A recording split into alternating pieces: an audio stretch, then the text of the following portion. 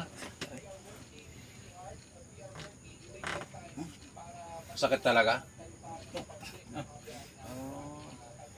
Pag nakaganyan, masakit. Ay, pusit. Pagampaga pa eh. Bago pa. Sariwa pa. Oh. Sige, ma'am. Minsan hindi yan. Hindi maiwasan yung mapatukot. Lakas ng ano, pintig ka. Alam niya.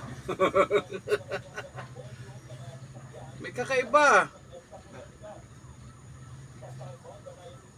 Ang lakas oh. Oh, tingnan mo be oh. Pag hinipo ko talagang oh, tingnan mo. Sir. Oo. Sa ugat yan. Ano lang yan boss, konting ko lang ha. Adjust Nagupakan lang natin kung a-adjust ng konti ha. Okay lang ano. Stop dumali. Tingnan ko nga muna. Oh. Pag nakaganyan masakit. Medyo. Medyo lang. Yan. Medyo lang. Pag dito, yan. Masakit din. Dito po. Hindi naman. Ayan, pag tiniin na.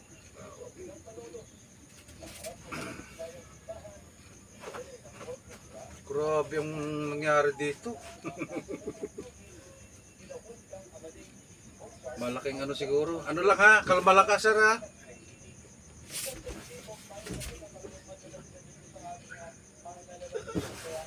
Kalma lang ha. Kailangan pagka kasi kayo pupunta ko dito, malakas sa loob ninyo. Kapag may mga ganitong ano,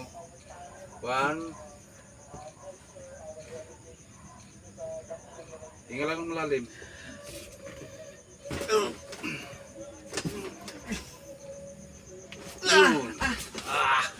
Kalas. Kalas si Judas.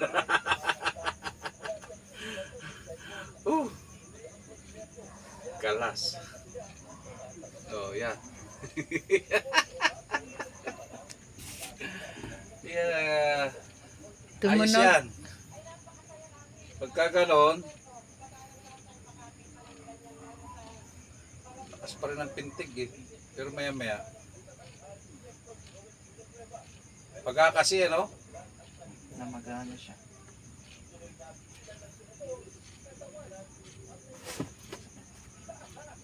may mas grabe pa nga dito boss. Alam mo ga. Teka ha.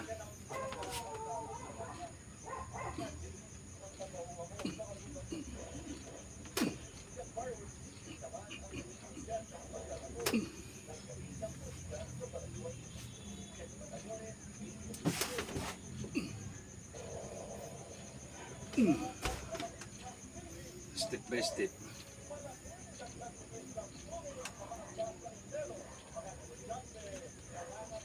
Pati pala yung kabila ano? Hindi naman masakit. Hindi. Yung ilalim, ano rin eh oh. Yung kumbaga nagkakaroon din siya ng ano. Bata pa, matagal na naman to kasi dati madalas na lang matapilok. Pero matagal na po. Pero ito talaga yung natapilok. Tingnan mo nga uli ha. O, titingnan ko lang uli. Kung yung paggalaw, kung yung ginawa ko kanina, kung medyo nabawas-bawasan ha. Medyo. Masakit pa rin pero hindi na ganun sobra. Yung yung sobra-sobra. Nabawasan. Bawasan. Dito. Hindi na. Masakit pero hindi na yung hindi na yung ganun. Pero ito, pag hinilot natin, mag-iintay ka pa ng days din. Para Dalawang araw or hanggang bukas. Kung makapagpahinga ka, okay. Ano, yung ginawa kong yun, mas maganda yun kasi na-release yung sakit mo. Sige be, mamaya na. Asan lang sa atin?